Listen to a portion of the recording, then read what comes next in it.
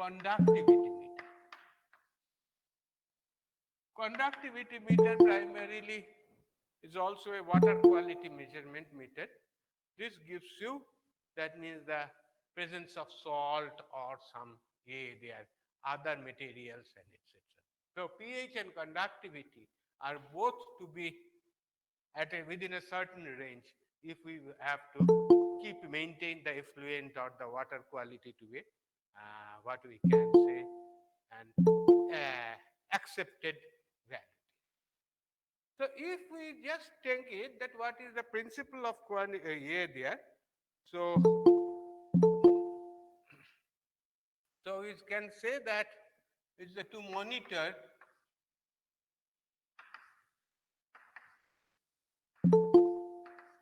quality of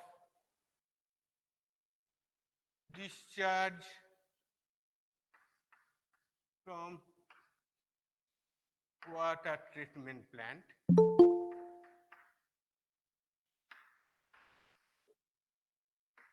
etc. And possibly you may know that this conductivity, you know that R is equal to rho into L by A for a resistance layer like this. So rho is your resistivity and this conductivity is defined as equal to as K is equal to 1 by rho. So conductivity is the inverse of the resistivity. So this is the thing there, and you can say the conductivity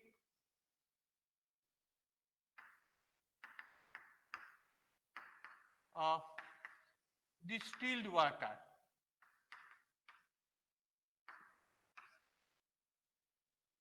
is equal to 5 microsiemens per centimeter. This unit is given as Siemen.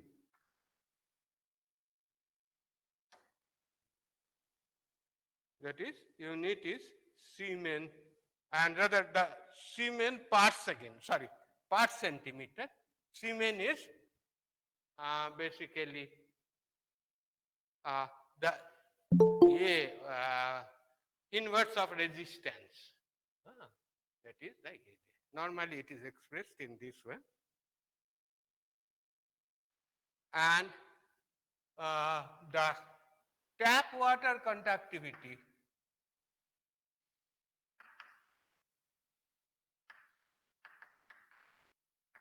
is equal to as around 200 microsiemens per centimeter. So even the deionization plants where you do the distillation of water and like this, what is the amount of distillation, what is the product, how is the product quality, we can judge by using conductivity meter. And as we as we put some more salt or other impurities, the conductivity will go up. So primarily what is the A is that it is, I can say this R is equal to rho L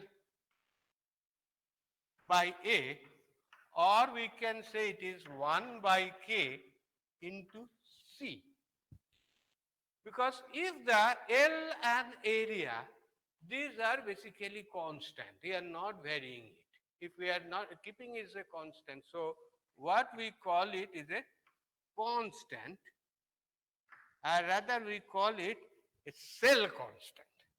Cell constant is that basically depends upon dimension. So cell constant is depends upon dimension. That means how much. So the conductivity measurement principle is simple. You can have a conductivity meter like this, and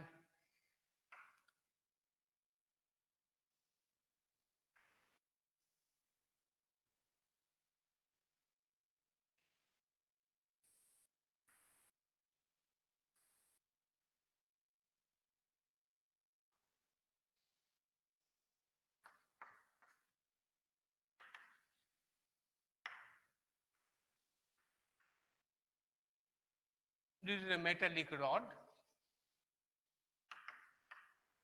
And the conductivity, for measurement of conductivity, what we do is that we dip into the liquid to a certain level. This cell, conductivity cell, what we can call it, and this way to measure that what is the value of resistance. So we measure what is the value of resistance. This C is known, that is the cell constant. It depends upon the dimension, means the what is the area, what is the diameter, and all other thing, which is does not change all like this. And what we do is that we measure the resistance. And normally what we have is that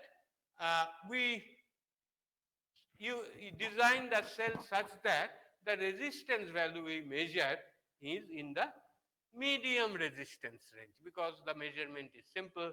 Say suppose hundred ohms to few kilo ohms, in this range we have a very comfortable area. And this is your water or whatever water solution there. But another type of conductivity probes are there, that is called a flush mounted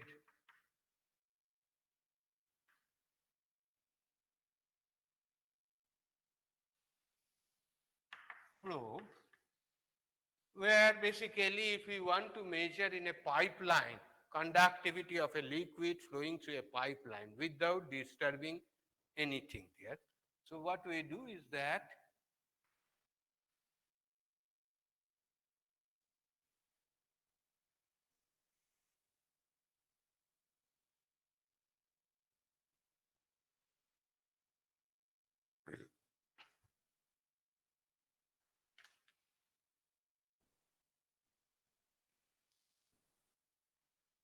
on this pipeline, this is we are showing a cross-sectional view, half view of this one. On this pipeline, I put 3 wires like this.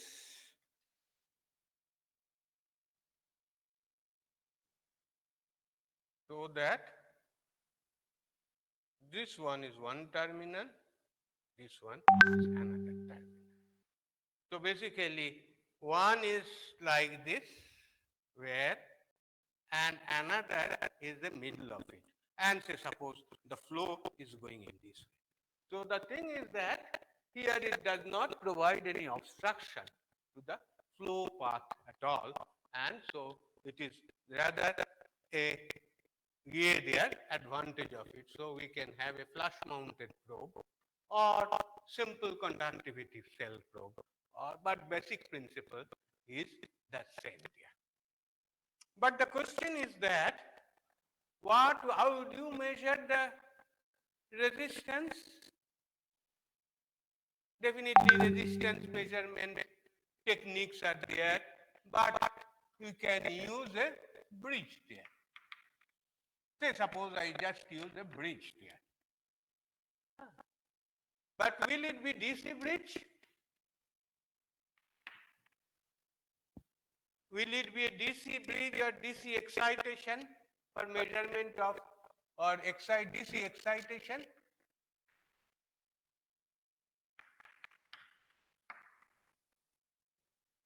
Any opinion? It is not, because here if I use a DC current and DC circuit excitation there, as we know, then some DC current will pass through the water, and there would be what we call it the polarization effect. We had already mentioned.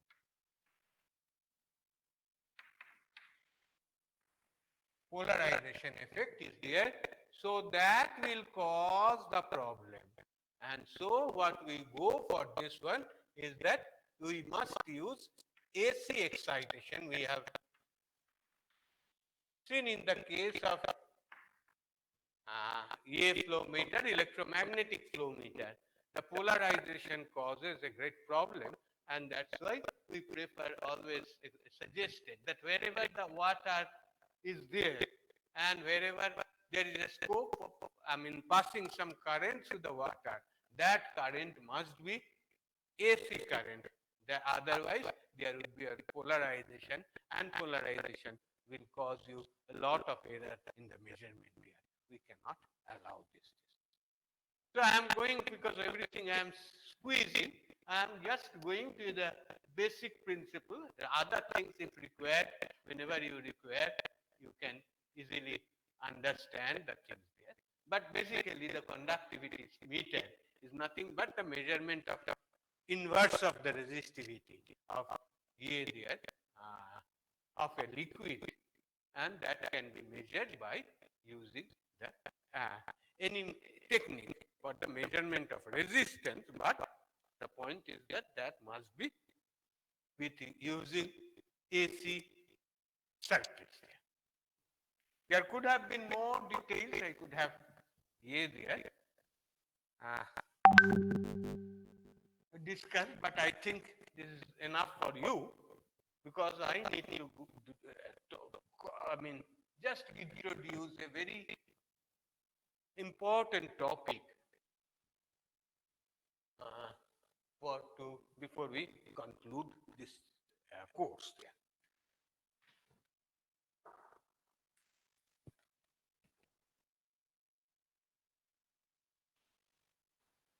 Last one is a noise and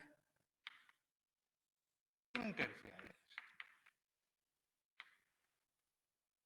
There are two topics, but noise I will not discuss, but mainly I will discuss the interference between this one. Noise means, everything has got some thermal noise.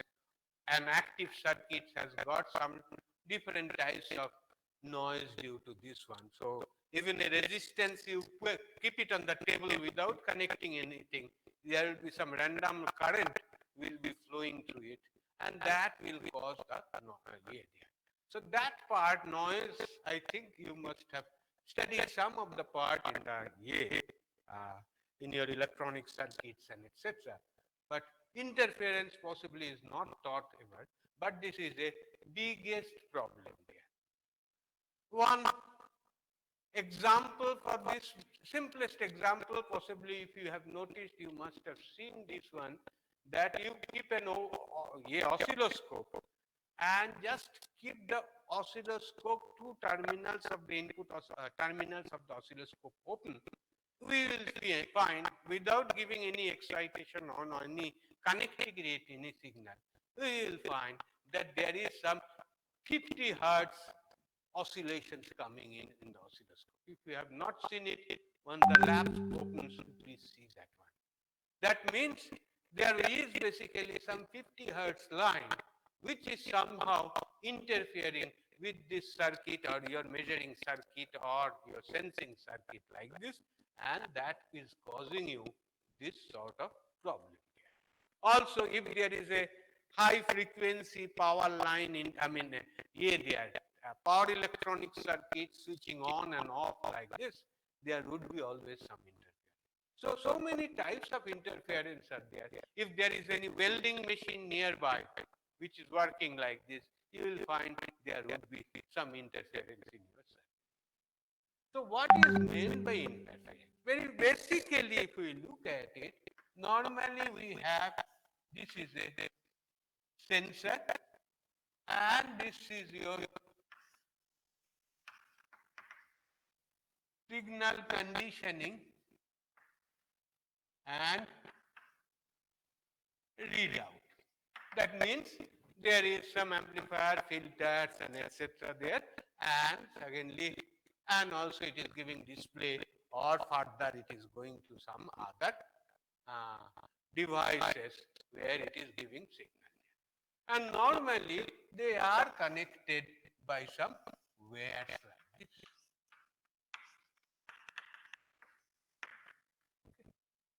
Now, what could be there? That is basically there is some, we can say it is a noise source.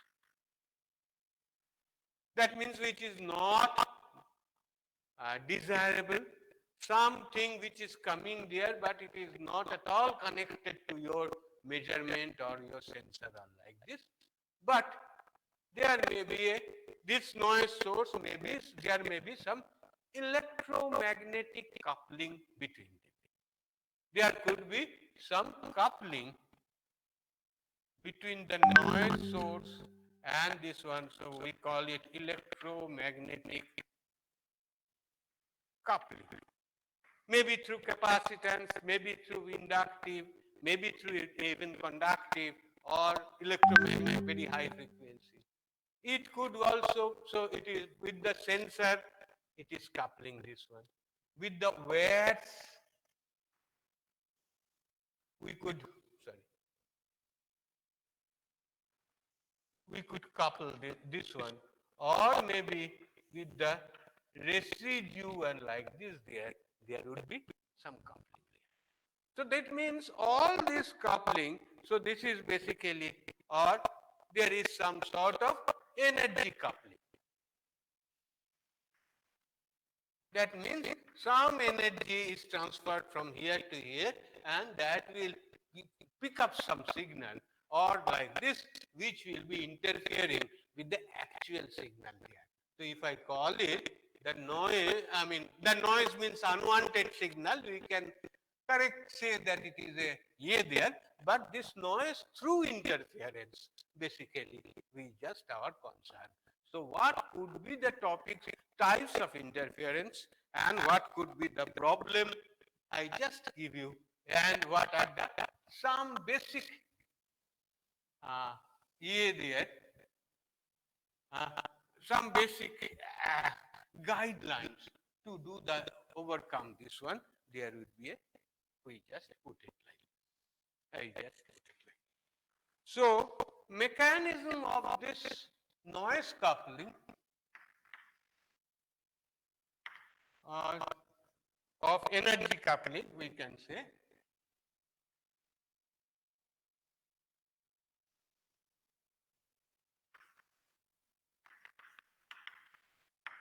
One is conductive, one is inductive, one is capacitive, and one can say that it is basically electromagnetic.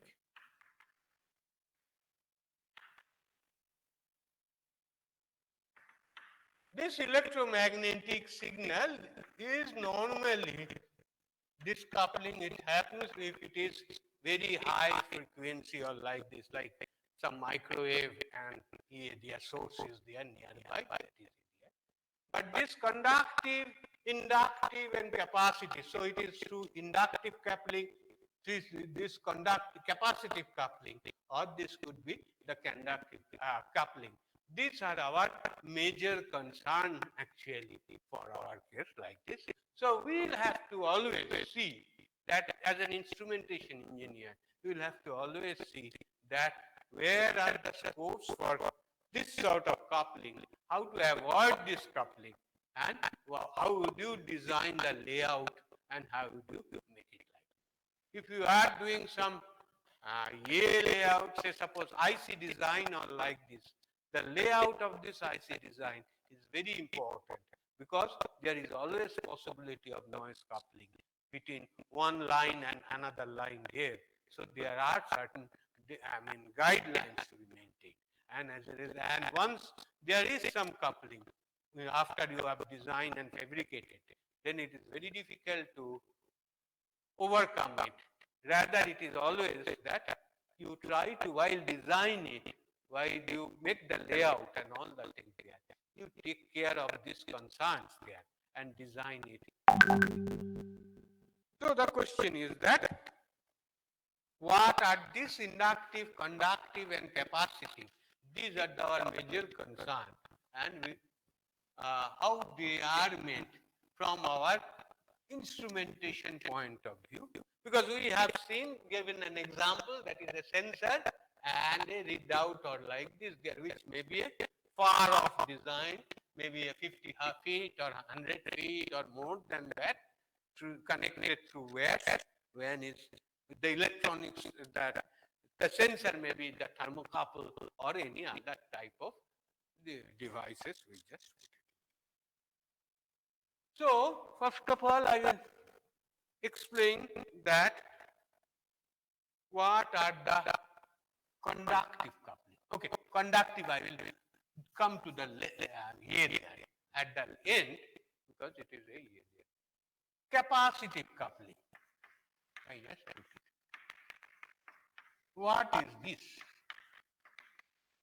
It is always very common on like this, and this capacitive coupling is basically associated with high voltage,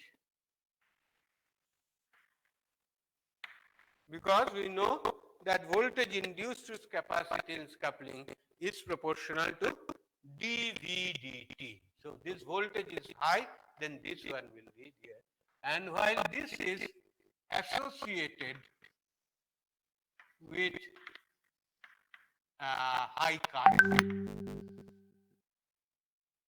because this is proportional to the coupling or the induced voltage due to these noise sources are proportional to dI/dt. So the capacitive coupling is very simple, I can say.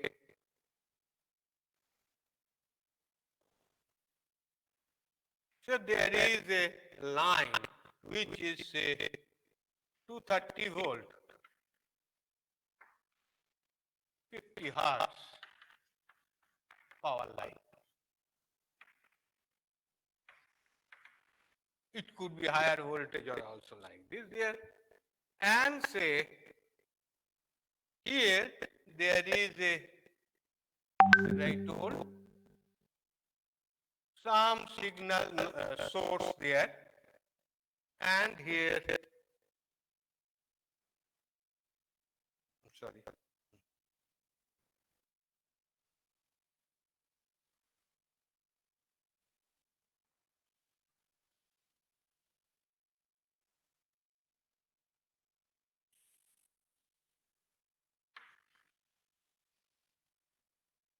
and this is where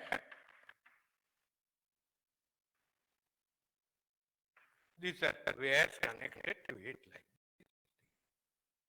So what will happen? So this will be, as a suppose I just connect the one end to the ground itself here, because otherwise there would be a. What will happen is that simply there is some capacitance, if it is the line is going nearby or like this, some coupling capacitance will be there. This coupling capacitance may be 1 picofarad to 10 picofarad or like this there, which is good enough to, and the voltage is 230 while we are handling, say suppose 1 millivolt signal, and then obviously amplify and like this or few millivolt signal. So the point here would be there that this capacitance, through this capacitance, what will happen? That there would be some current through it and going to the ground and returning there. And as a result, what will happen is that at this point, the voltage is not dictated by the source, but dictated by the coupling capacitance there. So if the coupling is large and the voltage here is small, so because voltage may be one few millivolts and here maybe this, it is basically, we will look into it that it is 230 volt, then it is some capacitance and this resistance. This may be some 1 megohm or 10 megohm like this. You will find definitely, even though the signal is zero, there would be some voltage coming here, which is sufficient to, what we can say, sufficiently large compared to the signal involved. So what we will say, this signal will be simply masked by this power line one. So if we connect a CRO there, you will get some 50 hertz pickup because the 50 hertz signal is there. If it is a higher frequency, then the chance of coupling will be more into it. So this is one type of ear there. And normally what we use is that remedy. We say use proper shielding.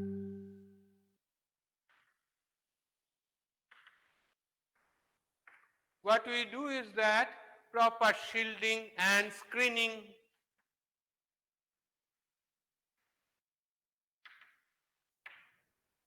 What is it? Say we can say like this.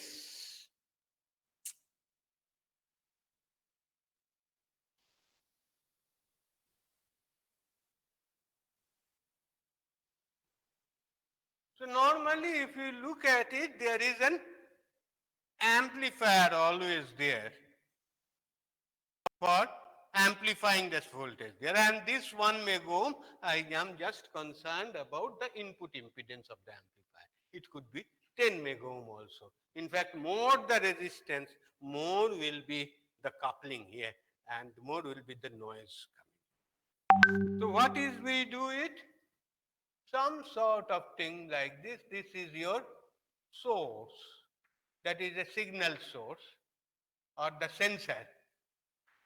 Just think of a thermocoupler like this there. What you can do is that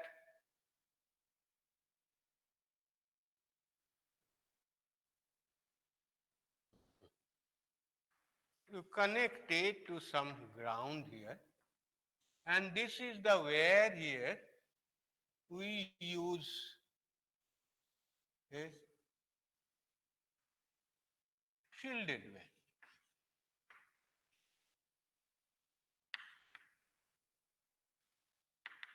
You must have seen a shielded wire while we use a your jack for our earphone or many other ear there.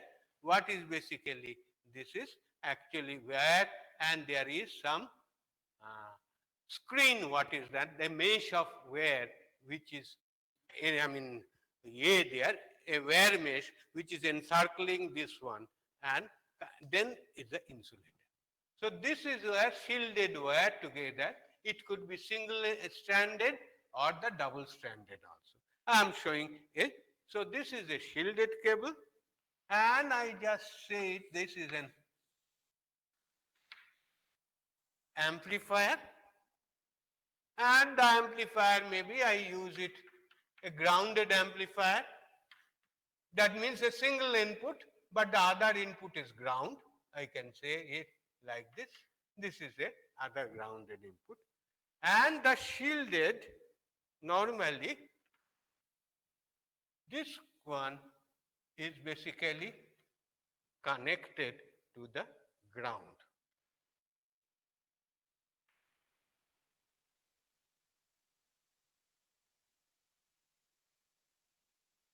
So what we will find that just a basic scheme I say it, 230 volt 50 hertz, and then it is coming to be, suppose,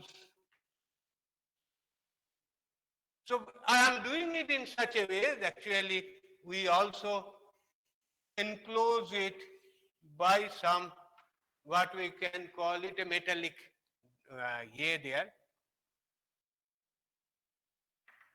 box we can say it, a metallic enclosure you can say it like this, so that what will happen, that this capacitance will not be able to couple the basic where signal, where from the signal is coming.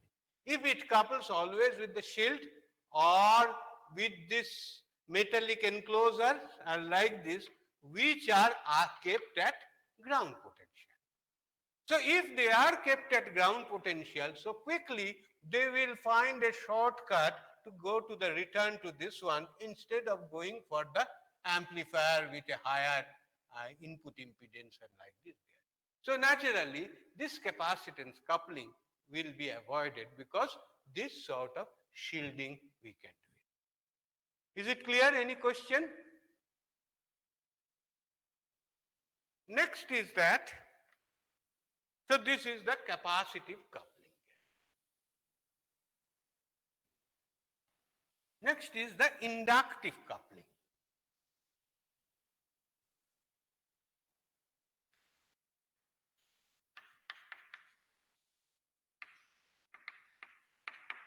Inductive coupling, as I told, it is associated with the higher current here because the coupling voltage induced through it is di proportional to di dt. So you get more of it when there is a large current flowing nearby to your beside your circuit or where there or maybe a welding machine is nearby which is also carrying a huge amount of current.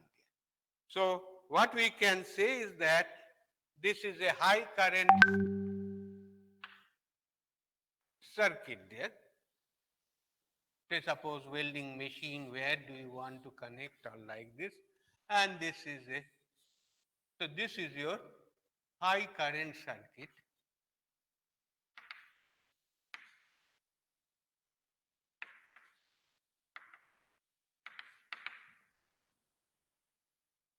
And here the source of the signal,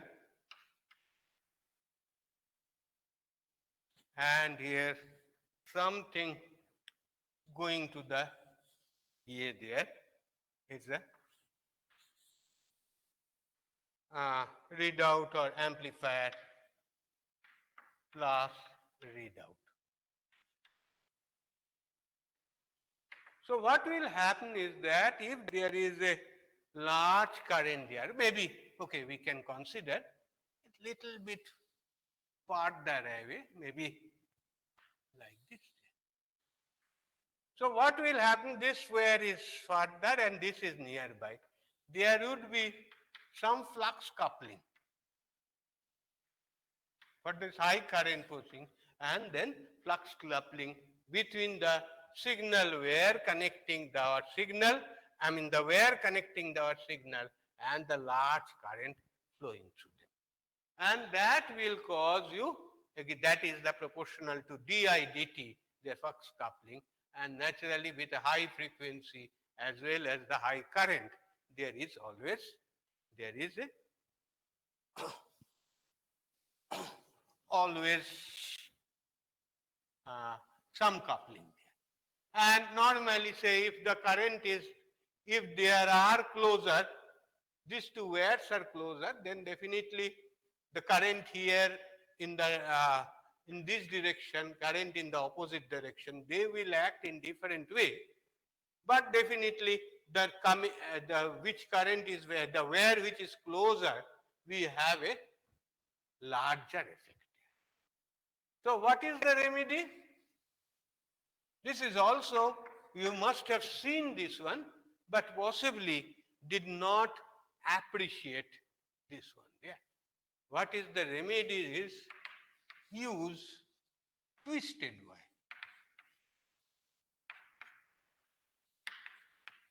What is this? That means here there is a source there.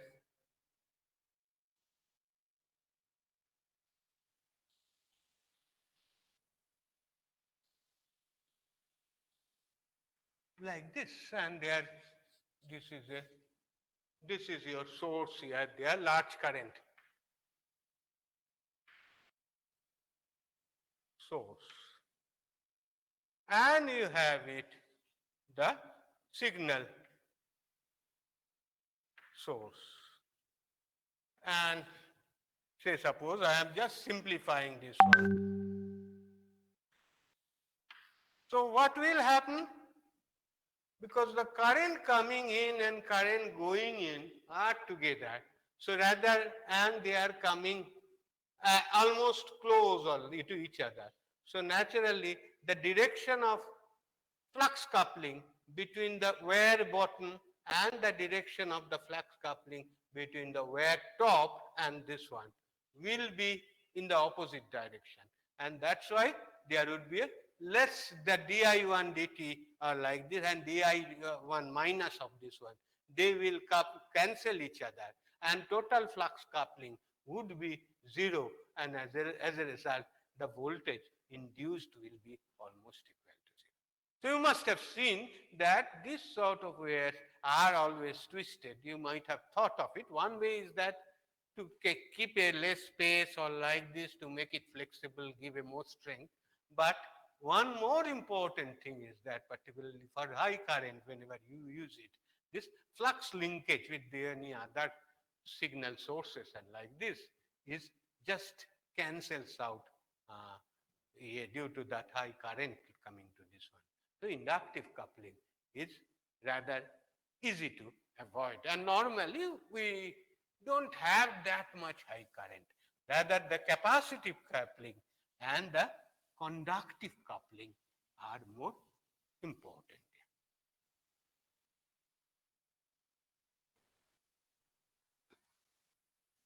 Next is the conductive coupling.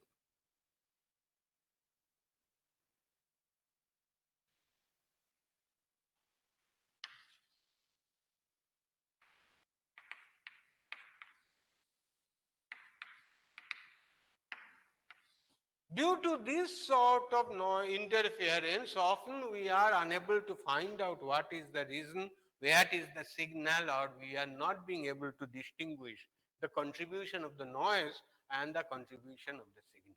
So that's why it is very important to design this one. This conductive coupling is that one reason behind it is that due to improper grounding. What is it? It's a suppose we have got a power supply. If we must have seen this one, this is your power supply. That means say plus minus 12 volt supply or 5 volt supply from a regulated power supply source we connect. And often we connect to this one to several blocks there. Unit 1, Unit 2 and Unit 3 here. That maybe basically you can think of 3 PCBs you have made, you have connected them. So naturally the zero line, forget about this one where the 5 volt line or 10 volt line where power supply is connected there. But more important is the ground line. So here it is the ground line here. They have to be connected to the ground here.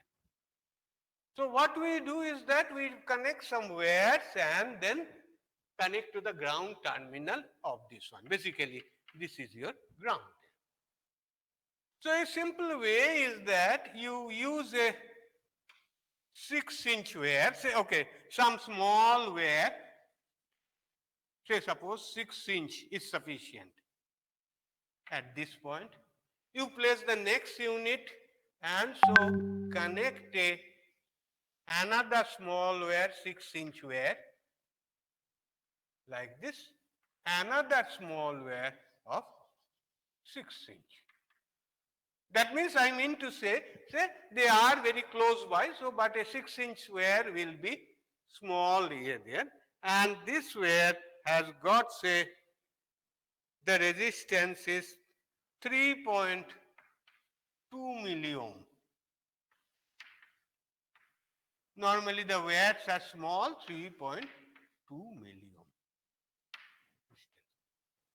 And these units may be different units there. Some may be amplifiers, some may be digital circuits, some may be requiring a higher current or like this.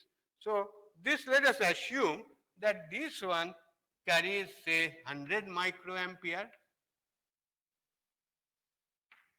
This one carries 10 milliampere and this one carries 100 milliamp. All are acceptable.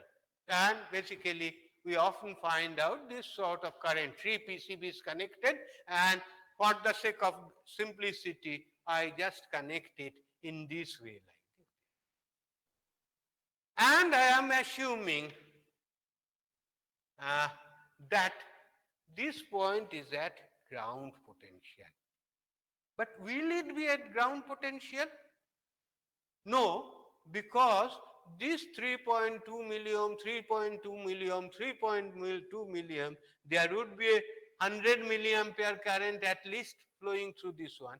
Each one will be carrying the current, and as a result, if we just calculate, we will find that this point voltage is 352 microvolt. Just calculate it, it will find it.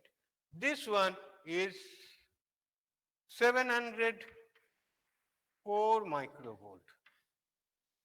These are the analog circuits. Maybe this is a digital circuit. This is maybe a power high current power circuits like this. And here it is 101.02 millivolt. So you can see that this point 352 microvolt, 0.3 millivolt is good because our signal is 1 millivolt or like this there. So naturally, if some signal is 1 millivolt or like this, the ground gets shifted by this amount. So 1 millivolt, and so it may be that 1.3 millivolt signal is coming. So we will not be able to understand that why it is moving it like this, whether it is due to the improper grounding or due to the actual the circuit like this and our signal there. So this ground gets shifted, and that is a major concern. Often we'll find this is a, basically it is always a tendency. It is a major concern for all of us, and this is what, because we will not be able to find out where is the source of the uh, improper behavior and how to overcome it. Is it clear? Now what is it is that, what is the outcome, what we can do is that instead of connecting this one, remedy I am just telling that don't use this single point grounding. Rather, you connect another longer wire, say it is 6.4 milliohm. This one maybe another one is 9.6 milliohm. But connect separate wires, connect separate grounded wires and connect it at the end like this. Then what will happen? This will be always at a very small value of the voltage. This will not cause much because major culprit was this 100 milliampere current. So let them flow like this there, but they will be always almost at zero value there. So this is a major concern and like this, and that is what we called it, use single point grounding. So we call it single point grounding.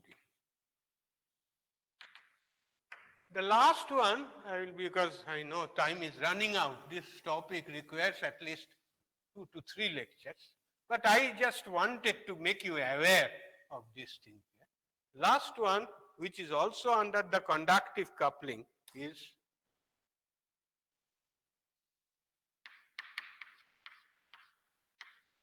due to ground loop interference. What is meant by this ground loop interference? I can think of, just I am taking that this is your source, signal source. That is the transducer, thermocouple like this there. And here is the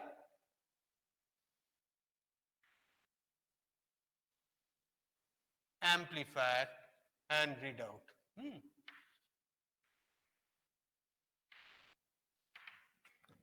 I just consider, first of all, for the sake of simplicity, I just consider that this is your amplifier signal there, and this is one is grounded like this there, and the amplifier, and also there is a power source of the basically, and there must be plus 12 volt, that is what is that, and here minus 12 volt. I am just considering, and this is your ground volt. Say suppose an op-amp circuit I am doing.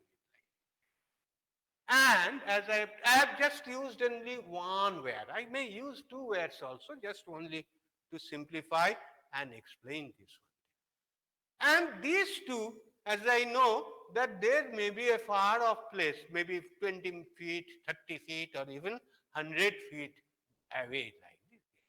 So what I will do is that I will ground one terminal here, I will ground one terminal here, and then I connect only one wire. That will help me because I can save a lot of uh, wear and like this there, because it may be a very long here.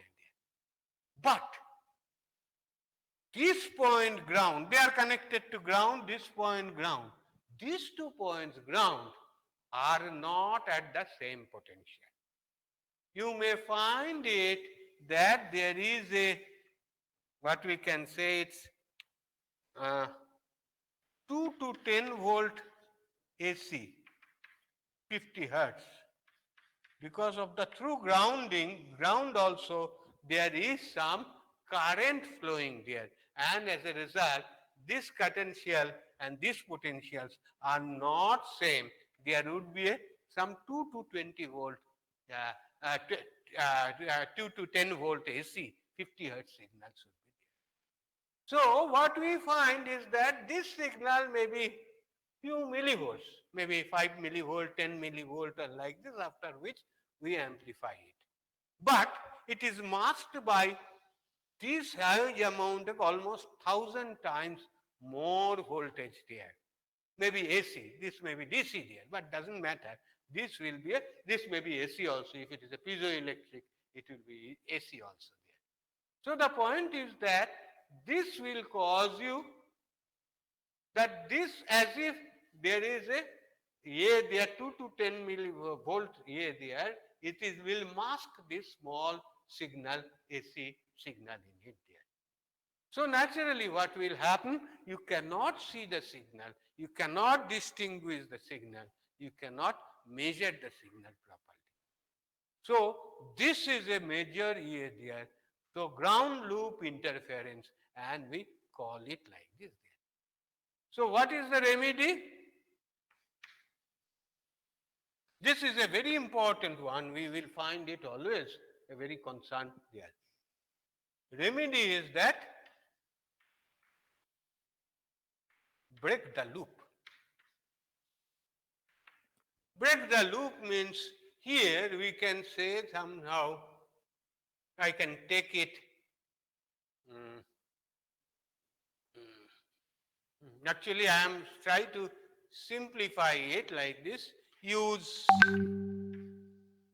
transformer or what is called is optocoupler. That means some sort of here there is no galvanic connections between this point and this point. No way the current can flow through this one. So we can have a transformer. I have shown only the simple A amplifier, single input amplifier.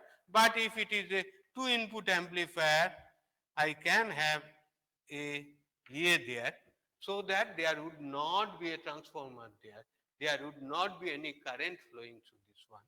Or simply, or we can have an optocoupler. That means we put an LED there, and here there is an photo detector there. So this is an LED, and this is your photo detector there. So these two coupling, there is no galvanic connection from the left to the right there, and there is complete isolation there. That will be sufficient to break the loop there. I think I have almost completed the time. So sorry, I could not elaborate it, but I just wanted to give you a flavor of it. Uh, if you have any questions, you may write to me, or you can ask ready right now any here there about your year. But these are the things you must, if you are looking for this as want to intend work to instrumentation engineer or some circuit designer like this. These aspects are very important. You must look into this issue. So thank you for patience hearing. I know you had a very big trouble. It is a trouble for me also. We are not adjusted to this point. But still then, I got complete cooperation from all of you and also the TAs. That's why we could make it. Tomorrow there would be test, but I don't think it would be difficult. And we have also some notes there or any books there, so you can avail those things there. But try to write small points and etc. Sir, we are very sorry and know that we are wrong. It is very wrong. What is this? What's Raini? What you told? Tell me. Sir, actually, this week we had a lot of tests. So, Sir, actually, we had a lot of tweets where we could not study new things. Sir, it is important subject to us. We wanted to give the exam best of ability, but sir, owing to the time constraints, uh, we are lagging behind us. So, if you could please shift the time to evening, we shall try our best to, because you see, sorry, unfortunately at this moment we cannot do it because some of the students may have examination on that day itself, they told, and now shifting will create a chaos there. I also know your difficulty. Huh? So don't be bothered about the absolute marking. We would be going for the relative marking. Huh? So, but this is a measure of it, yeah. And more important is that how do you do it in the exams and etc. is not that important in the long run, because what marks you got it in ID1 or ID, that will not remember that. But the important thing is that whether the subject was interesting to you, and if it is interesting, then afterwards, if you don't study now also, you can open up your book and papers and journals and like this there, and you can learn yourself. So ultimately, for the whole life, you will have to learn about this. Just I wanted to introduce some of the things there. But please, hear there that examination, I understand. Take it easily. Examination is not, cannot be changed because of the major problem is that so many students, so many electives, and if one misses, I would be in problem.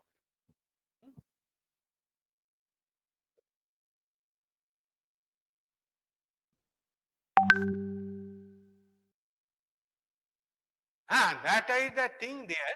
I have read,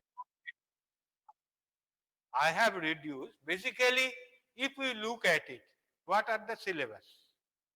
One is flow measurement, one is pressure measurement, one is temperature measurement, one is displacement and strain and force measurement, and another is temperature measurement.